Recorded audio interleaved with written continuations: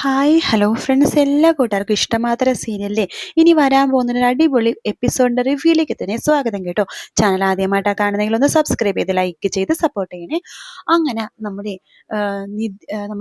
ഇഷിതയാണെങ്കിൽ ആകെ വിഷമിച്ചിരിക്കുകയാണ്. ഇഷിതയുടെ വിഷമം മാറ്റാൻ ഒരു വഴിയുണ്ട് രാമ എന്ന് സ്വപ്നവല്ലി പറയുന്നുണ്ട്.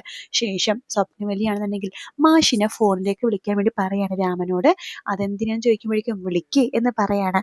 അങ്ങനെ വിളിക്കുന്നുണ്ട്, മാഷിനോട് പറയുന്നുണ്ട്, അതെ നിങ്ങളെ ഇന്ന് വൈകിട്ട് ഒരു 6 മണിയാകുമ്പോഴേക്കും അഷിതേനെ വിളിക്കണം. പിന്നെ അഷിതേനെയും അതുപോലെ തന്നെ പ്രിയാമണിയും മാഷും കൂടി ഒരു 6 മണി 6:30 ആകുമ്പോഴേക്കും ഇവിടെ എത്തണം കേട്ടോ എന്ന് പറയാണ്. എന്താ രാമ, അവിടെ എന്തെങ്കിലും സ്പെഷ്യൽ ഉണ്ടോ? ആ, സ്പെഷ്യൽ ഉണ്ടെന്ന് കൂട്ടിക്കോ. എന്തായാലും നിങ്ങൾ എല്ലാവരും കൂടി 6 മണിയാകുമ്പോഴേക്കും വാ. പിന്നെ ഈ കാര്യം ഇഷിതടുത്ത് പറയല്ലേ, അവൾക്കൊരു സർപ്രൈസ് ആണ്. ആഹാ, കൊള്ളാലോ. ഞങ്ങൾ എന്തായാലും വരാം രാമ എന്ന് മാഷ് പറയാണ്. അങ്ങനെ ഒരു 6 മണിയൊക്കെ ആകുമ്പോഴേക്കും പ്രിയാമണിയും അതുപോലെ തന്നെ മാഷും അഷിതയും കൂടി വീട്ടിലേക്ക് വരും കേട്ടോ. രാമൻ വാതിൽ തുറക്കുന്നുണ്ട്. എന്താ രാമ വിശേഷം? പറയാം എല്ലാവരും ഇരിക്കേ. അപ്പൊ സ്വപ്നവല്ലി പറയുന്നുണ്ട്, അതെ വിശേഷം എന്ന് വെച്ച് കഴിഞ്ഞാൽ ഇവിടെ ഒരു ചടങ്ങ് നടക്കാൻ വേണ്ടി പോകാം. ചടങ്ങോ? എന്ത് ചടങ്ങ്? അങ്ങനെ എന്തെങ്കിലും ചടങ്ങുണ്ടോ നിങ്ങളുടെ ആ ഒരു നാട്ടിലൊക്കെ? അങ്ങനെ ചടങ്ങുണ്ടോ എന്ന് ചോദിക്കുകയാണ്. അങ്ങനത്തെ വലിയ ചടങ്ങൊന്നുമില്ല, ഇത് സ്വപ്നവല്ലിയുടെ സ്പെഷ്യൽ ചടങ്ങാണ് എന്ന് പറയാണ്. സ്വപ്നവല്ലിയുടെ സ്പെഷ്യൽ ചടങ്ങോ? അതെ അതെ, വേറൊന്നുമല്ല, ഇഷിതേനെ ഞങ്ങൾ തഞ്ചാവൂർ ഫാമിലിയിലേക്ക് അങ്ങ് എടുക്കാണ്. അപ്പൊ അതിന്റെ ചെറിയൊരു ചടങ്ങാണ്. ആഹാ, അത് കൊള്ളാലോ. ഇഷിതേനെ വിളിക്കട്ടെ, അവള് കിടക്കുകയാണെന്ന് തോന്നുന്നു, ഞാൻ വിളിച്ചിട്ട് വരാം. എന്നിട്ട് സ്വപ്നയിലെ അകത്തേക്ക് പോകാനായിട്ട് ഇഷിതേനെ വിളിക്കണ്ട. മോളെ, ദേ അച്ഛനും അമ്മയും അഷിതേച്ചിയൊക്കെ വന്നിട്ടുണ്ട്, വാ.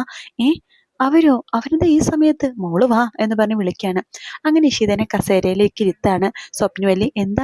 എന്താ കാര്യം? അതൊക്കെ ഉണ്ട് എന്ന് പറഞ്ഞിട്ട് സ്വപ്നവല്ലി അകത്ത് പോയിട്ട് റൂമിൽ നിന്ന് വലിയൊരു ആമാടപ്പെട്ടി എടുക്കുകയാണ്. ഇതെല്ലാം തന്നെ നമ്മുടെ മഞ്ജുമ ഒളിഞ്ഞിരുന്ന് കാണുന്നുണ്ട് കേട്ടോ. അങ്ങനെ ആ പെട്ടിയിൽ വലിയൊരു, അതായത് ഭയങ്കര കനം കൂടി അവരുടെ പാരമ്പര്യമായിട്ടുള്ള ഒരു തഞ്ചാവൂർ മാല, അതായത് തഞ്ചാവൂർ ഫാമിലിയിലേക്ക് വരുന്ന പെണ്ണുങ്ങൾക്ക് ഇട്ട് കൊടുക്കേണ്ട ഒരു മാലയാണ്. സ്വപ്നവല്ലിയുടെ അമ്മായിയമ്മ സ്വപ്നവല്ലിക്ക് ഇട്ട് കൊടുത്തതാണ്. സ്വപ്നവല്ലി ഇപ്പം ഇത് നമ്മുടെ ഇഷിതയ്ക്ക് ഇട്ട് കൊടുക്കുന്നു. അങ്ങനെ സ്വപ്നവല്ലി പറയുന്നത്, ഇതേ ഞങ്ങളുടെ തഞ്ചാവൂർ ഫാമിലിയുടെ മാത്രം സ്പെഷ്യൽ ഒരു മാലയാണ്. ഈ മാല ഇട്ട് കയറി ഞങ്ങൾ തഞ്ചാവൂർ ഫാമിലിയിലേക്ക് എടുത്തു എന്ന് വേണം പറയാനായിട്ട്. ഇത് ഞാനിപ്പോൾ ഇഷിതയുടെ കഴുത്തിൽ ഇട്ട് കൊടുക്കാൻ പോണ ചടങ്ങാണ്. ആഹാ, അപ്പോൾ ഇഷിത ഇനി മുതൽ ഇഷിത അയ്യറല്ല, ഇഷിത തഞ്ചാവൂർ ഫാമിലി ആണല്ലേ? അതൊക്കെ ഒരു ചടങ്ങല്ലേ മാഷേ. തഞ്ചാവൂർ ഫാമിലിയിലേക്ക് ഇവളെ എടുത്തു എന്ന് പറഞ്ഞാൽ ഞങ്ങളുടെ കുടുംബത്തിലേക്ക് ഇവളെ പൂർണ്ണമായിട്ട് അങ്ങ് എടുത്തു എന്നാണ്. സത്യം പറഞ്ഞാൽ ഇഷിതനെ ഞാൻ കുറേ വിഷമിപ്പിച്ചിട്ടുണ്ട്. അതിൻ്റെയൊക്കെ ഒരു പ്രായശ്ചിത്തമായിട്ട് ഞാനിത് ചെയ്യണത്. ഇതേ മഹേഷിന്റെ ആദ്യ ഭാര്യ രചന, അവൾ ഒരുപാട് കണ്ണുവെച്ചതാണ്. പക്ഷെ എനിക്ക് അവൾക്ക് കൊടുക്കാൻ തോന്നിയില്ല. മനസ്സുകൊണ്ട് നമ്മൾ കൊടുക്കണമല്ലോ. എനിക്കിപ്പോൾ മനസ്സുകൊണ്ട് കൊടുക്കാൻ തോന്നിയത് ദേ ഇവക്കാണ്, ഇഷിതക്ക്, എൻ്റെ പുന്നാര മരുമകൾക്ക്. മോൾ ഇവിടെ ഇരിക്കി. അയ്യോ അമ്മേ, എന്തിനാ മടിക്കണത്? മോൾ ഇവിടെ ഇരിക്കി എന്ന് പറയണം. അങ്ങനെ ഇഷിതയുടെ കഴുത്തിലേക്ക് ആ മാല ചാർത്തി കൊടുക്കാൻ കേട്ടോ. നമ്മുടെ സ്വപ്നയിലെ എല്ലാവരും കൈയടിക്കാണ്. പ്രിയാമണിക്കൊക്കെ സന്തോഷമാവുന്നുണ്ട്. മഞ്ജുമക്ക് ദേഷ്യം വരുവാണ്. ആ മാല ഒന്ന് തൊടാൻ പോലും എനിക്ക് തന്നിട്ടില്ല, അവളുടെ കഴുത്തിൽ ചാർത്തി കൊടുത്തിരിക്കുന്നു എന്നൊക്കെ പറഞ്ഞിട്ട് മഞ്ജുമ അകത്ത് കയറി രചനനെ ഫോണിലേക്ക് വിളിക്കുന്നുണ്ട്. ഹലോ രചന. മഞ്ജുമ, എന്തൊക്കെയുണ്ട് അവിടുത്തെ വിശേഷം? ഇവിടെ വിശേഷമല്ലേ ഉള്ളൂ. എന്താ മഞ്ജുമ അവിടെ പുതിയ വിശേഷം? ഒന്നും പറയണ്ട, അമ്മയ്ക്ക് പാരമ്പര്യമായിട്ട് ഒരു തഞ്ചാവൂർ മാലയുണ്ട്, നിനക്കറിയാലോ. എനിക്കറിയാം, ആ കള്ളക്കിളവി എനിക്ക് പോലും ഇട്ട് തന്നിട്ടില്ല ആ മാല.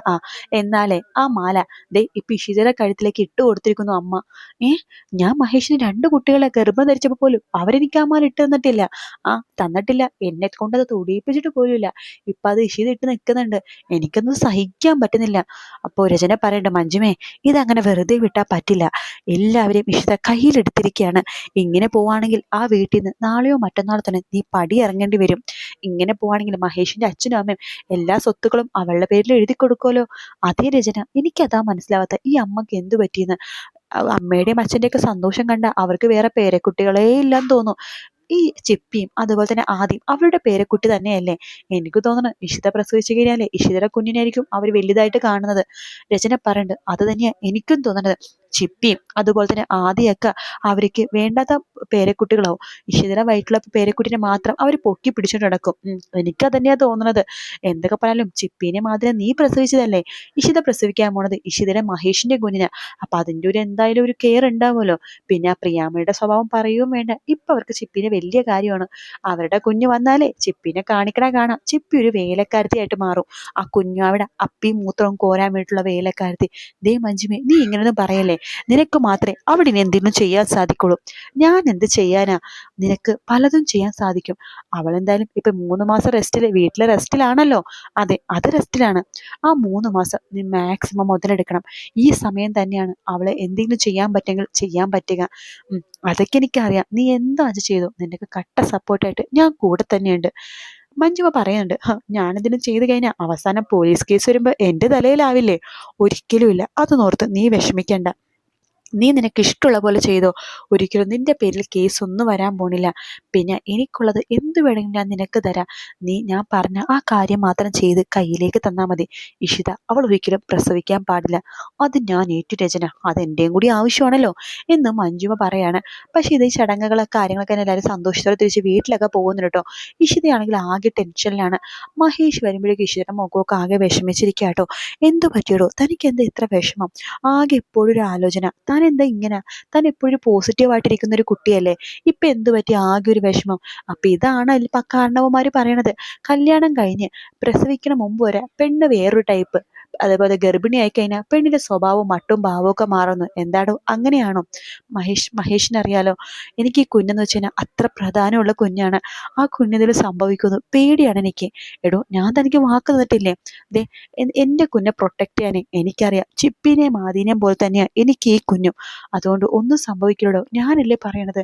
എനിക്ക് പേടിയാവുന്നു മഹേഷ്. അവരെന്റെ കുഞ്ഞെ കൊല്ലും മഹേഷ്. താൻ ആരുടെ കാര്യമാണ് പറയണത്? മഞ്ജു ചേച്ചിയും രചനയും ആകാശ് മേനു അവരെന്റെ കുഞ്ഞിനെ എന്തെങ്കിലും ചെയ്യുമെന്ന് എനിക്ക് പേടിയാവുന്നു. അവർ തന്റെ കുഞ്ഞ് ഒന്നും ചെയ്യാൻ പോകുന്നില്ല. ഞാനല്ലേ പറയണത്. അച്ഛനും അമ്മയൊക്കെ ഇവിടെ ഇല്ലേ? എന്നാലും മഹേഷ് ഇല്ലല്ലോ. എടോ, ഞാൻ ഉണ്ടായിട്ടും എന്തിനാണ്? ഞാൻ കമ്പനിയിൽ പോവും, തിരിച്ചപ്പം തന്നെ വരും. അവര് തന്നെ പൊന്നുപോലെ നോക്കും. പിന്നെ തന്റെ അച്ഛനും അമ്മയൊക്കെ അടുത്ത് തന്നെ ഇല്ലേടോ. താൻ ഒന്നും കൊണ്ട് പേടിക്കണ്ട. ഈ വീട്ടിൽ വന്നിട്ട് രചന ഒന്നും ചെയ്യാൻ പോകുന്നില്ല. പിന്നെ മഞ്ജുമ ചേച്ചി, അവരേക്കൊക്കെ എന്ത് വേണമെന്ന് എനിക്കറിയാം എന്ന് പറയാണ്. മഹേഷ് മഞ്ജുവിനെ വിളിക്കുന്നുണ്ട്. എന്നിട്ട് മഞ്ജുവിനെ ഭീഷണിപ്പെടുത്താണ്. എന്റെ ഭാര്യനെ എന്തെങ്കിലും ചെയ്താലുണ്ടല്ലോ, നീ പിന്നെ വീടിന് പുറത്താണ് എന്നൊക്കെ പറഞ്ഞിട്ട് ലാസ്റ്റ് വാണിംഗ് ഒക്കെ കൊടുക്കുന്നുണ്ട് മഞ്ജുമക്ക് ദേഷ്യം വരും കേട്ടോ. ആ ദേഷ്യമെല്ലാം ഇഷിതെടുത്ത് തീർക്കാൻ പോവാട്ടോ മഞ്ജുമ നോക്കുമ്പോഴൊക്കെ സ്വപ്നവരി ഓരോരോ ജ്യൂസ് ഉണ്ടായിക്കൊണ്ടിരിക്കുകയാണ് ഇഷിതക്ക് കൊടുക്കാൻ വേണ്ടി. മാതളനാരങ്ങയുടെ ജ്യൂസ്, കുറച്ച് ഓറഞ്ച് ജ്യൂസ്, പിന്നെ ആപ്പിൾ ജ്യൂസ്, പിന്നെ നട്ട്സ്, വേറെ ഭക്ഷണമാണെങ്കിലോ പച്ചക്കറികളും മീനും മീനൊന്നും ഇഷിത കൂട്ടില്ല കേട്ടോ, സോറി, പച്ചക്കറികളും അതുപോലെ തന്നെ എന്തൊക്കെ പോഷകങ്ങൾ കൊടുക്കാവോ അതൊക്കെ തന്നെ ഇഷിതനെ ഭക്ഷണം കഴിപ്പിക്കുകയാണ്. പിന്നെ ഇഷിതനെ കൈ കഴുകാൻ പോലും വിടുന്നില്ല. കൈയൊക്കെ കഴുകി കൊടുക്കുന്നത് നമ്മുടെ സ്വപ്നവല്ലിയാണ്. സ്വപ്നയുടെ സാരിത്തുമ്പ് വെച്ചിട്ട് ഇഷിതയുടെ മുഖം തുടച്ചു കൊടുക്കുന്നത്. ഇതൊക്കെ കാണുമ്പോൾ മഞ്ജുമക്ക് ദേഷ്യം വേണം. അമ്മയുടെ ഒരു ജ്യൂസ് കുടിപ്പിക്കല്, ആ ജ്യൂസിൽ തന്നെ പണി കൊടുത്താലോ എന്ന് വിചാരിക്കുകയാണ് മഞ്ജുമ എന്തോ ഒരു പണി ജ്യൂസിൽ ഒപ്പിക്കുന്നുണ്ട് കേട്ടോ. പ്രൊമോയിൽ അത് കാണിക്കുന്നുണ്ട്. ഇഷിത ഇങ്ങനെ ജ്യൂസ് കുടിക്കുമ്പോൾ മഞ്ജുമ സന്തോഷത്തോടെ ഇങ്ങനെ നോക്കിക്കൊണ്ടിരിക്കുകയാണ്. എന്താണാവോ സംഭവം. എന്തായാലും അത് ഇനി വരുന്ന ആഴ്ച നമുക്ക് കാണാൻ വേണ്ടി സാധിക്കും കേട്ടോ. വീഡിയോ ഇഷ്ടപ്പെടുകയാണെങ്കിൽ ലൈക്ക് ചെയ്യാനും സബ്സ്ക്രൈബ് ചെയ്യാനും കമൻറ്റ് ചെയ്യാനും മറക്കല്ലേ. മറ്റൊരു വീഡിയോ ആയിട്ട് കാണാം friends. Take care. Bye bye.